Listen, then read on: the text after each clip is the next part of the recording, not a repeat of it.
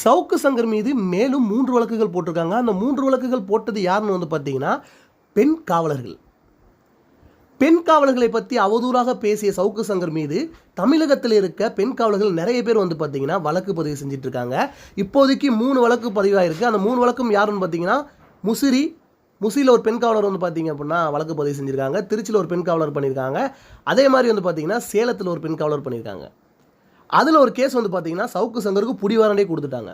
நிறைய பேர் யோசிக்கலாம், சவுக்கு தான் ஜெயிலுக்குள்ளே இருக்காப்லையே எப்படி புடிவாரண்ட் கொடுப்பாங்க அப்படின்னு கேட்டிங்கன்னா, ஜெயிலுக்குள்ளேயே இருந்தாலும் சவுக்கு சங்கரை அங்கேருந்து கூட்டிகிட்டு போயிட்டு கோர்ட்டில் வந்து பார்த்திங்கன்னா ஆஜர்படுத்தி திருப்பி கொண்டு செல்ல அடைப்பாங்க. கிட்டத்தட்ட 27 வழக்குகளுக்கு மேலே போட இருக்காங்க சவுக்கு சங்கர் மீது. பெண் காவலர்கள் மட்டுமே கம்ப்ளைண்ட் கொடுக்க போகிறாங்க. பெண் காவலர்களே அவதூறான பேசின வழக்கில் சவுக்கு சங்கர் அண்ணன் பார்த்தீங்கன்னா கிட்டத்தட்ட எனக்கு தெரிஞ்சு 1 வருஷம் வரைக்கும் ஜெயிலுக்குள்ளே தான் இருப்பான்னு நினைக்கிறேன். ஏன்னா அந்த அளவுக்கு கேஸ் கொடுத்துட்ருக்காங்க. நான் பெயிலபிள். நன்றி.